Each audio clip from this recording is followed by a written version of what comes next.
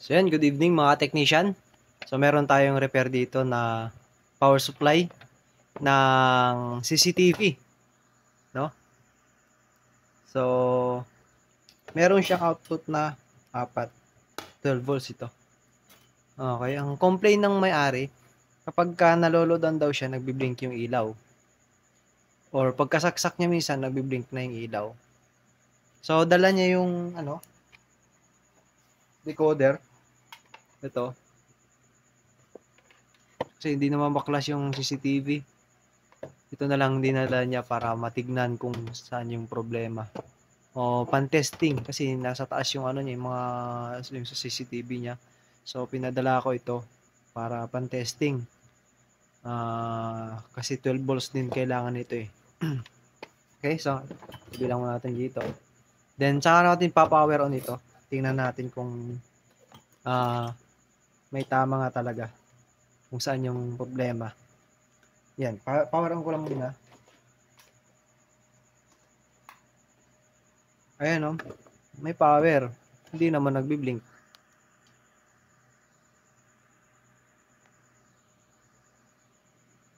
So mag-tester tayo sa output. Kung magkaroon tayo ng makakasukat tayo ng 12 volts.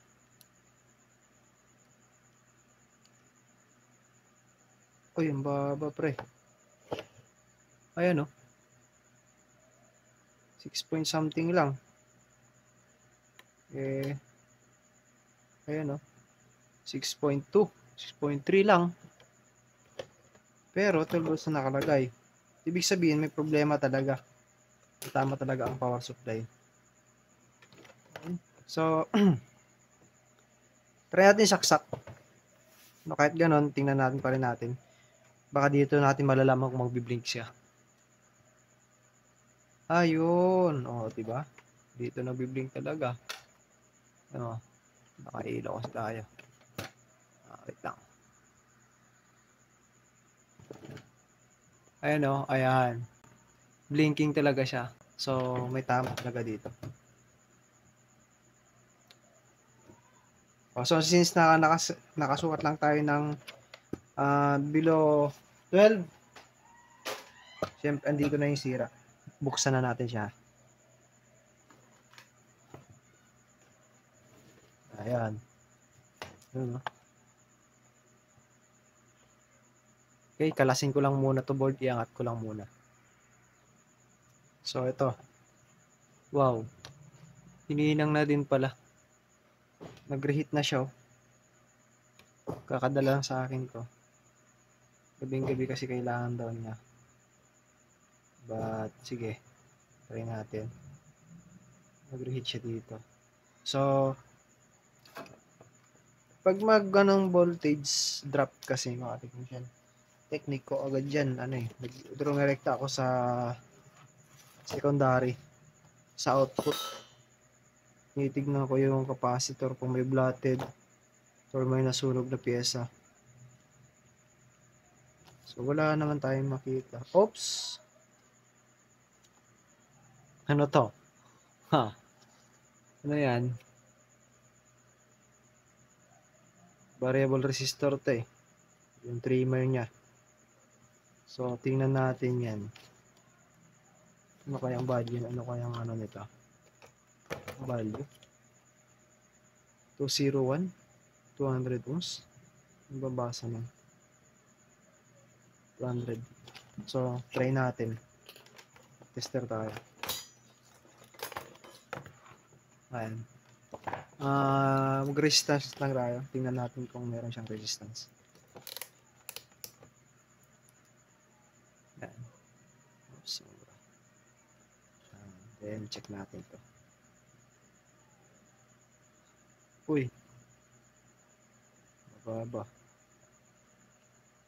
Dali. Capacitor mo. May shorted. Ay, itong wait. Itong kanyang diode. Tingnan natin. Baka may leak. It's good naman. Sa bagay, kasi pag nag-short ito, wala na dapat out na. Kahit kaunti. Or baka sunog na to dapat kung nagsko-problema itong diode na to. So, to tayo, balik tayo dito. Tataka ako dito at ganito lang ipalo. Pababa. Samantalang 200 ohms lang. So, try nating iangat yung kabila. So, tingnan nyo, yung connection. Tatlo yung paa niya. Ito makita nyo sa kabila. Oops, wala kita. Ito. Isa, dalawa, tatlo. Angat natin itong isa. Itong nag-iisa. Kasi pinagsama yung dalawa. So, ano to? Mga technician, kung hindi pa kayo familiar, ano to? Resistor to. Ginawa lang siyang variable. Ganto, ganto function yan. But, variable siya, hindi siya fixed. Yan, check natin to kung may continuity. Kung may value. Aha. Uy. Open, no?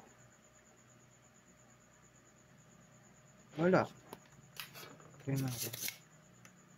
Tanggalin natin.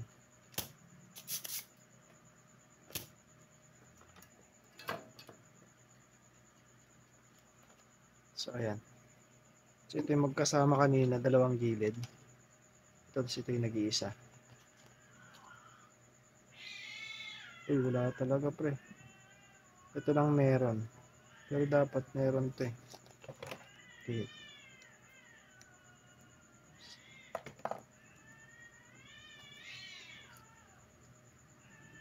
Wala oh. Ito lang meron, pita sa kabila.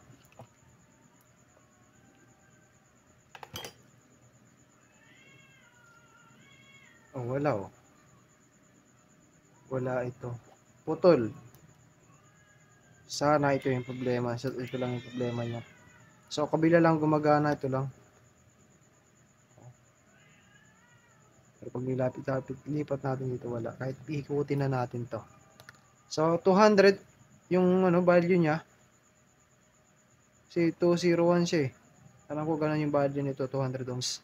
So, since nawala tayong ganito, hanap tayo ng resistor na fix.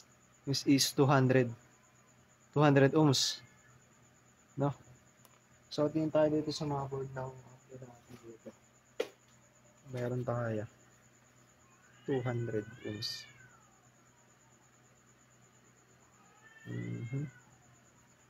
200, wala yata.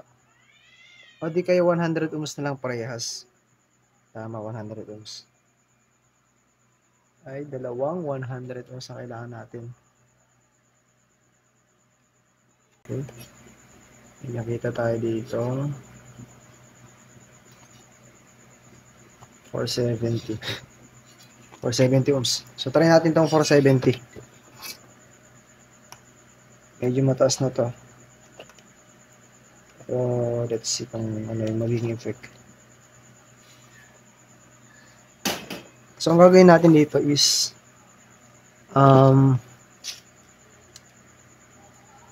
ito lang natin siya ilalagay. Papailalim natin siya.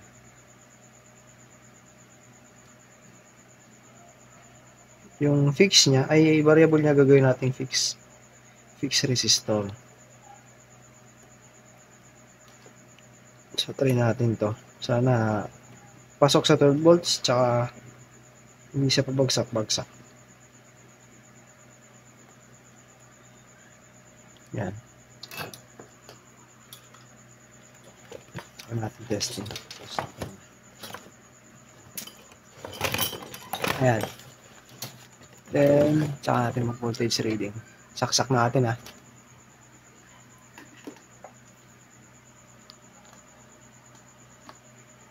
Okay. Power. So, may power na siya. Then, turbo side. Natin 12. Ayun. Ayun, no? 12 volts. Dali. So, testing natin loadan. Kung obra. Sana hindi siya babagsak. So, gamit natin to. Obserba natin ilaw kung papatay-patay siya. So, power on natin. Ayun. Wala na. Hindi na siya papatay-patay, oh. May power na siya. Sa ilalim. Ayan, oh. May power na to. Oh. Meron na. So, habang nakasaksak yan, i-voltage check natin kung bumagsak yung supply. Sana hindi na siya bumagsak para matapos sa problema natin gabi na. Ito. Ayun, oh. Stable. Oh. Ay, magagalaw. 12 volts. Hindi siya bumabagsak. So, yun. Yun ang problema niya. Ilang beses na rin tayo naka-encounter ng ganito.